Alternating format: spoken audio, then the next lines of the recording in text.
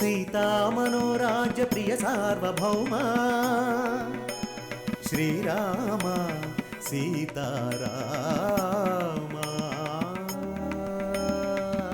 అవును సార్, అనవసరంగా వాడి స్నానానికి నీళ్లు లేకుండా చేశారు. బకెట్తో పోయేదానికి ఇదిగో ఇలా ట్యాంకర్ లాగా తెచ్చుకున్నారు.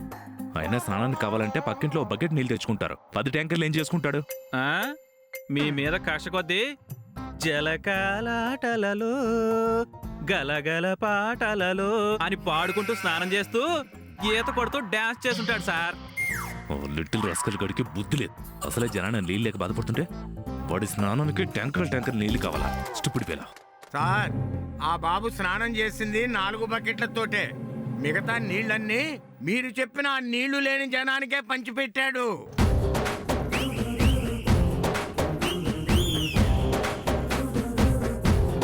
చూడు, వాడికి నాకే సంబంధం లేదు. నేను నీకు డబ్బులు ఇవ్వను. ఇలా సార్, మా మున్సిపాలిటీ పవర్ ఏంటో మీకు తెలీదు. మీరు డబ్బులు ఇవ్వటం ఆపేస్తే మీకు నీళ్ళు ఇవ్వకుండా ఉండటమే కాదు, చెత్త డిపార్ట్మెంట్తో కుమ్మక్కయ్యి ఈ నగరంలోని చెత్తంతా తీసుకొచ్చి మీ ఇంటి ముందో మీ ఆఫీస్ ముందో వేయాల్సి వస్తుంది. సార్, ఆ ఊళ్ళో కంపంతా మనకెందుకు సార్? డబ్బులిచ్చి పంపిస్తే పోలా? సరే, 7 ఎంతో ఇచ్చి పంపించు. ఆ జైగాడు ఎక్కడ కూడా నన్ను ప్రశాంతంగా ఉన్నవాడు. ఎంత? 8,000. వాటర్ బాగా కాస్ట్లీ అయిపోయాయి.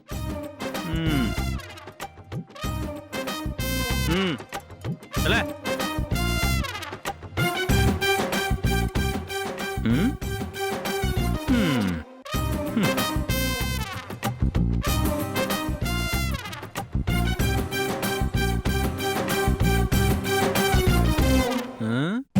హలో, లెక్క పెట్టాల్సిన అవసరం లేదు, అంతా కరెక్ట్ గానే ఉంటుంది. తేడా ఉందో కరెక్ట్ గా ఉందో లెక్క పెడితేనేగా తెలిసేది. లెక్క పెట్టిన చాలే, పదా వెళ్తాంలే సార్. ఈసారి మీ ఆఫీసులో నీళ్లు కావాలంటే చెప్పండి, డిస్కౌంట్ లో ఇస్తాంలే. ఇప్పుడు ఇచ్చిన ఆఫర్ చాలే, ఇగబో. వెళ్తాంలే సార్. ఏంటి రవి గారు, ఏంటి గొడవ? మీకు రామాయణం తెలుసా మేడం? తెలుసు. అలాంటిదే ఇది కూడా. అంటే ఏముంది, లంకకెళ్ళిన ఆంజనేయుడు ఏదో చిన్న అల్లరి చేశాడని చిన్న కోతని భ్రమపడి ఆయన శక్తి తెలవక ఆయన తోకని నిప్పు పెట్టారు. ఆయనేమో లంకంతా దహనం చేసి వచ్చారు. ఏంటి రవి గారు, లోపల జరిగిన భారతం ఏంటంటే సంబంధం లేకుండా రామాయణం చెప్తున్నారేంటి? ఉంది మేడం, సంబంధం ఉంది. ఎవరో తెలిసిన వాళ్ళు 4 రోజులు ఉంచుకోమని అడిగారని మా సారు ఒక గడుగ్గాయ లాంటి పిల్లాడిని ఇంట్లో ఉంచుకున్నారు. వాడికి మా సారికి అస్సలు పడదు మేడం. పచ్చగట్టేస్తేనే బొగ్గుమంటుంది. వాడు కాదు అంటే ఈయన అవును అంటాడు. ఈ నిప్పు అంటే వాడు దాంట్లో ఆజ్యం పోస్తాడు. తండ్రి కొడుకుల వయసున వాళ్ళిద్దరూ ఆ జన్మ శత్రువులా గొడవ పడుతుంటారు. ఇంతకీ ఏం జరిగింది? వాడేదో చిన్నపిల్లాడు మేడం, వాడి వయసుకేదో కోతి పనులు చేస్తాడు. ఈయనకెందుకు, చూసి చూడనట్టు ఉండొచ్చు కదా. ఉదయం వాడు స్నానం చేస్తుంటే నీళ్లు రాకుండా ఆపాడు. అందుకు సబ్బు వల్ల వాడి కళ్ళు మాత్రమే కాదు, వాడి అహం కూడా మండింది. దాంతో 10 ట్యాంకర్లు నీళ్లు తెప్పించి బిల్లు సారికి పంపి వాడి అహాన్ని చల్లబరుచుకున్నాడు. అయినా వాడితో ఈయనకెందుకు మేడం? కోటితో పోయేదానికి గొడ్డలాగా తెచ్చుకోవడం అంటే ఇదే కదా. ఇలాంటి వాళ్ళకి అలాగే జరగాలి. మనమే గొప్ప, మనం ఏం చేసినా చెల్లుతుందని సంబరపడిపోతే ఇదిగో ఇలాగే ఉంటుంది. అయినా తాడుని తన్నేవాడు ఒకడుంటే వాడి తలని తన్నేవాడు మరొకడుంటాడు. ఆ బొడ్డోడికే కాదు, సార్ని ఇలా చేసినందుకు మీకు కూడా చాలా సంతోషంగా ఉన్నట్టుంది. నాకెందుకు సంతోషం? అర్థమవుతుంది మేడం. సార్ ఇక్కడ మిమ్మల్ని ఇబ్బంది పెడుతున్నారు, అక్కడ వాడేమో సార్ని ఇబ్బంది పెడుతున్నాడు. మీ ఈగోని సాటిస్ఫై చేస్తున్నాడు. రవి గారు, ఆ పిల్లని ఒకసారి తీసుకురండి. ఎందుకు మేడం? ఇలాంటి చిన్న చిన్న ఇబ్బందులు ఆయనకి ఎక్కడ సరిపోతాయి? ఈయన గురించి వాడికి పూర్తిగా తెలియదు కదా. నేను చెప్తాను. వాటర్ ట్యాంకర్లు తెప్పించి ఇలా డబ్బులు వసూలు చేయడం మాత్రమే కాదు, మాటలతో ఎలా ఇబ్బంది పెట్టొచ్చు, చేతలతో ఇన్ని ఎలా టార్చర్ పెట్టొచ్చు, ఇంకా ఏమేం చేసి ఇన్ని ఆడుకోవాలో అన్నీ నేర్పిస్తాను. అప్పుడు గాని ఆయనకి తెలిసిరాదు. అవసరం లేదు మేడం. మీ మనసులో ఏముందో అక్కడ వాడి మనసులో కూడా అదే ఉంది. ఏం చెప్తున్నారు రవి గారు? అవును మేడం, ఇక్కడ సార్ మీద మీకు ఎలా అయితే కోపం ద్వేషం ఉన్నాయో అక్కడ వాడికి కూడా సేమ్ టు సేమ్ ఏది తీసేయకుండా అదే ఫీలింగ్ ఉంది. మిమ్మల్ని చూస్తే వాడిని చూడక్కర్లేదు, వాడిని చూస్తే మిమ్మల్ని చూడక్కర్లేదు. మీ మనసులో మీరు ఏమనుకుంటున్నారో వాడు అక్కడ చేసి చూపిస్తున్నాడు మేడం. రవి ఆ, రవి ఆ, రవి ఆ, సార్ వస్తున్నాను సార్.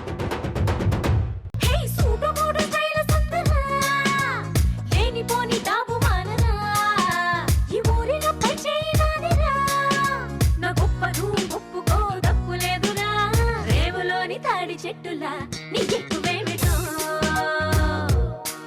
ఆ చుక్కల్లోని చూపు కొద్దిగా నేల దించుకో.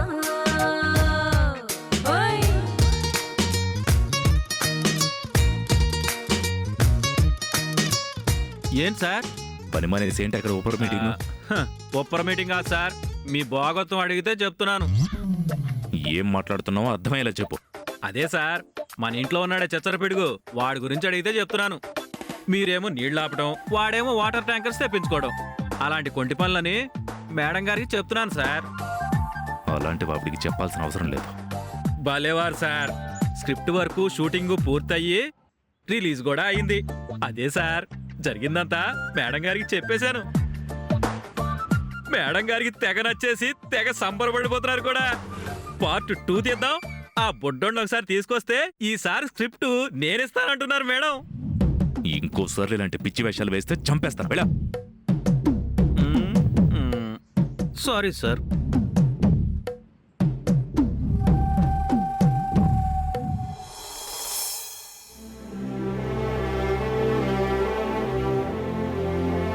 అక్క ఆ, టైం ఏంది, బయలుదేరదామా? మీరు వెళ్ళండి, నేను తర్వాత బయలుదేరుతాను.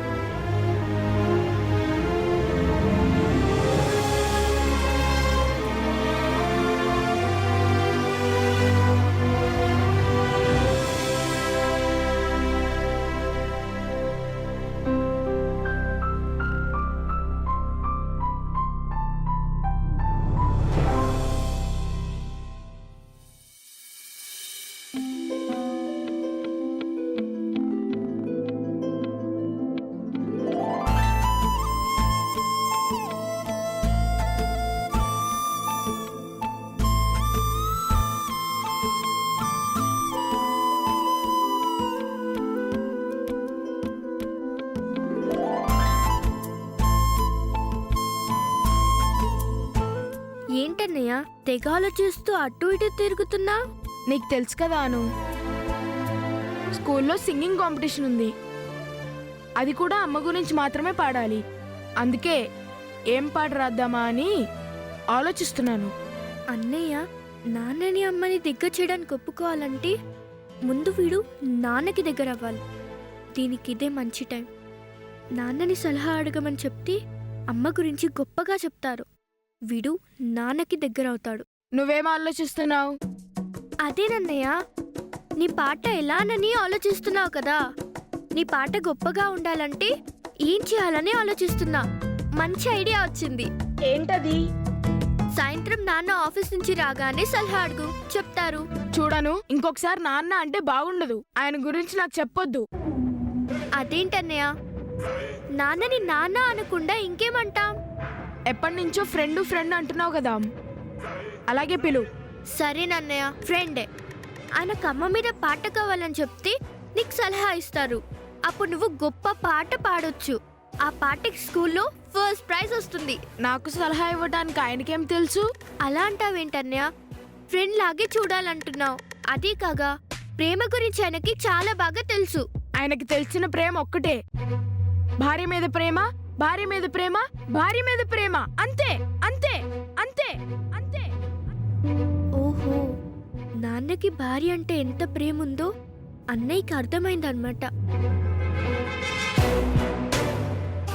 ప్రేమ అంటే ఒకే రకంగా ఉంటుంది కదన్య. భార్య మీద ప్రేమ ఒకలాగా, అమ్మ మీద ప్రేమ ఒకలాగా, పిల్లల మీద ప్రేమ మరొకలాగా ఉండదు కదన్య. ఆయన దాన్ని ప్రేమ అనుకుంటున్నాడు, కానీ అది అసలు ప్రేమే కాదు. ఆయన సలహా నాకు అవసరం లేదు, నేను రాసుకోగలను. అయినా నువ్వేంటి సలహా తీసుకోమని నాకు సలహా ఇచ్చి ఆయనకి దగ్గర చేద్దామని చూస్తున్నావా? అంటే నువ్వు ఇక్కడికి వచ్చింది ఫ్రెండ్ ఎలాంటి వాడు తెలుసుకోవడానికి కదా. కలుపుకుంటూ పోతేనే కదా నాన్న ఎలాంటి వాడు తెలిసేది. నేనేం చేయాలో నువ్వు నాకేం చెప్పాల్సిన అవసరం లేదు. నీ పనేంటో నువ్వు చూసుకో.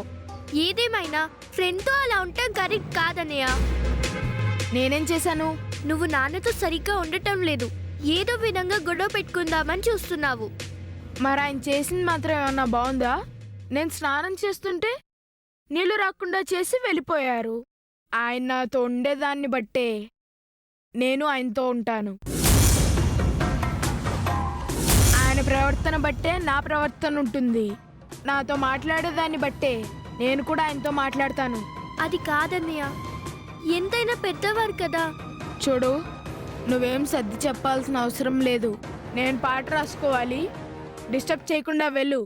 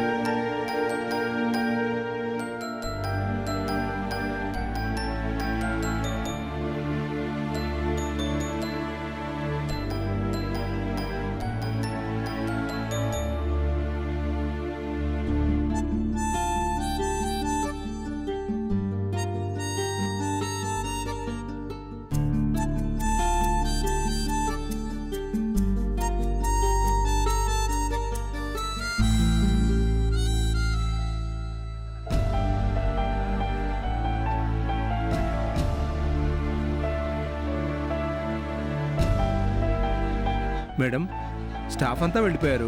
ఏదైనా వర్క్ ఉంటే రేపు చేసుకోవచ్చు. మీరు ఇంటికి వెళ్ళండి మేడం. లేదు సార్, ఇంటికి వెళ్తే అనుకున్న సమయానికి ప్రాజెక్టు పూర్తి చేయలేను. ఎంత ఆలస్యమైనా పర్వాలేదు. పని పూర్తి చేసి ఇంటికి వెళ్తాను. అది కాదు మేడం, నేను ఉదయం నుంచి గమనిస్తున్నాను. కాఫీతోనే కడుపు నింపుకుంటున్నారే తప్ప భోజనం కానీ టిఫిన్ కానీ ఏమీ చేయలేదు. తిండి తినకుండా ఇలా ఒత్తిడిగా పనిచేస్తే ఆరోగ్యం దెబ్బతింటుంది. ప్లీజ్ నా మాట విని ఇంటికి వెళ్ళండి మేడం. వర్క్ ఏదైనా ఉంటే రేపు చేసుకోవచ్చు. వద్దు సార్, నేను పని పూర్తి చేసే ఇంటికి వెళ్తాను. సరే, మీ ఇష్టం మేడం. మేనేజర్ సార్, స్టాఫ్ మొత్తం వెళ్ళిపోయారా? అందరూ వెళ్ళిపోయారు సార్. అందరూ వెళ్ళిపోయారంటారేంటి సార్? ముఖ్యమైన వాళ్ళు ఇక్కడే ఉన్నారు కదా. ఎవరు? ఎవరంటారేంటి సార్? మీ భార్య మీనాక్షి గారు.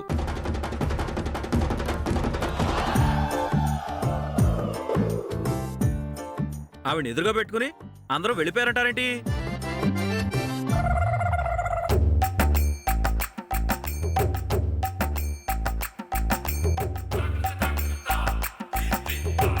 వామ్మో. అందుకే భార్యాభర్తల మధ్యలో తలదూర్చకూడదు అంటారు. ఒక్కళ్ళు కాదు, ఇద్దరూ సీరియస్గానే చూస్తున్నారు.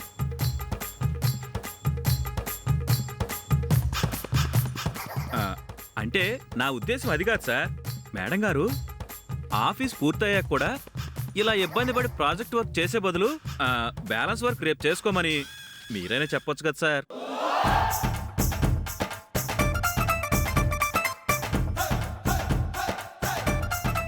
నేను చెప్పడం ఎందుకు రవి? ఏ సమయంలో ఎలా మాట్లాడాలో, ఏ సమయంలో ఏం చేయాలో తనకి బాగా తెలుసు. నాతో చెప్పించుకునే పరిస్థితిలో తను లేదు. అయినా ఆవిడ కష్టపడేది కేవలం ఆఫీస్ కోసమేనా ఏంటి? డబ్బు కోసం ఒప్పుకుంది, చేస్తుంది. అది కాక ఆఫీస్ పూర్తయ్యాక చేస్తే ఓటీ వస్తుందని కూడా తెలుసు. నువ్వు ఆవిడ మీద జాలి చూపాల్సిన అవసరం లేదు. నోరు మూసుకుని పదా. అది కాదు సార్. రవి గారు, ఇక్కడ పని చేసుకుంటున్నట్టు కనిపించట్లేదా? అనవసరంగా ఎందుకు డిస్టర్బ్ చేస్తున్నారు? అంటే మేడం, అది... ప్లీజ్ డోంట్ డిస్టర్బ్ మీ. వెళ్ళిపోండి ఇక్కడి నుంచి. చూసావు రవి, నువ్వు ఆవిడని సపోర్ట్ చేసి మాట్లాడితే ఎలా మాట్లాడుతుందో అంతే. రవి, ఈ రోజుల్లో మంచికి విలువ లేదు. వాళ్ళు బాగు కోసం చెప్తే వినిపించుకోరు. వెళ్దాం పదా.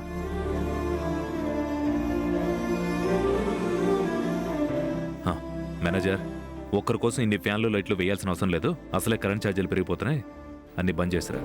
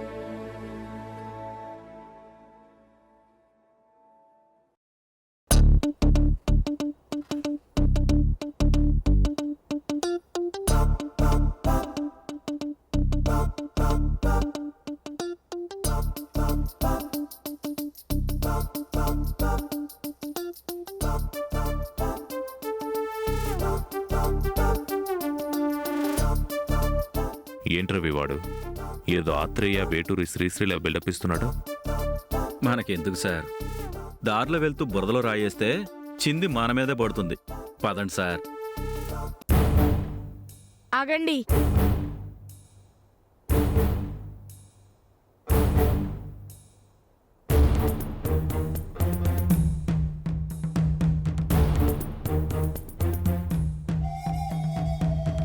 ఇందాకేమన్నారు?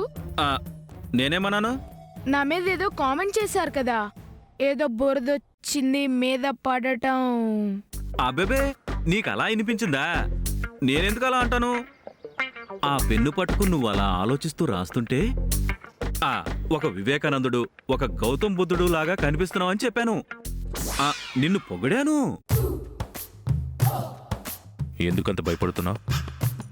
అబద్ధం చెప్పకూడదు. ఏమన్నావు నిజం చెప్పు.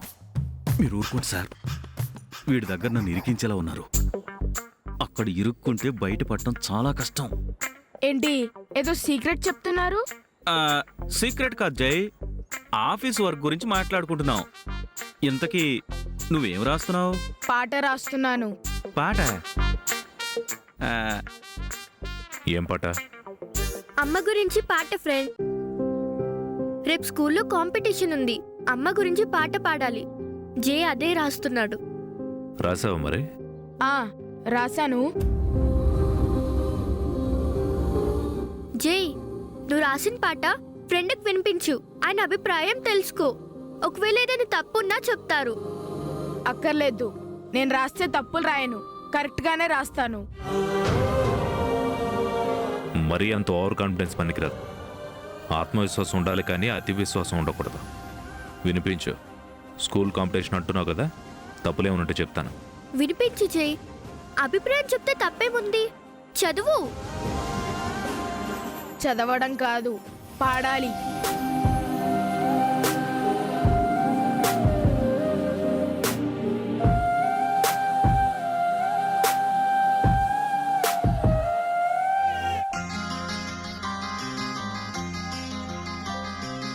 ఎవరు రాయగలరు